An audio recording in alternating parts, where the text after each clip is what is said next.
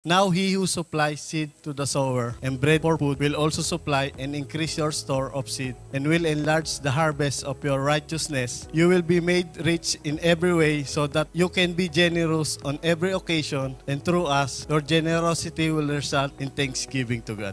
2 Corinthians chapter 9 verse 10 to 11. Diba sa atin po mga Pilipino, sa atin po yung may kasabihan po tayong rice is life. Nanggagaling po ito sa mga farmers po, di ba po? Mga farmers, nag-uumpisa po yung tatanim po nila sa isang bag of seed na itatanim po nila at ma-harvest po ito, magiging palay, magiging rice. Pero hindi po nila alam kung sino po yung kakain nito o sa mapupunta. Ito po yung magbibigay ng lakas at energy sa mga tao po. Sa atin naman pong pagbibigay, ito naman pong ating binibigay na kaloob o ito po yung nagiging bag of seed na tinatanim po natin sa church upang magamit po sa ating mga mission to spread the words of God para rin po maabot po natin yung mga tao na hindi pa po nakakakilala sa Panginoon at ito po yung matransform sa kanilang buhay at magbabago po ang kanilang mga puso. Dahil po dito sa ating mga kaloob na ito, isa po ako sa taong nabago po. Dahil dito ko po nakilala yung Panginoon, dito ko po siya tinanggap. I would like to take this opportunity from the bottom of my heart to take all of you brethren na naghahandog o nagbibigay ng ating mga kaloob.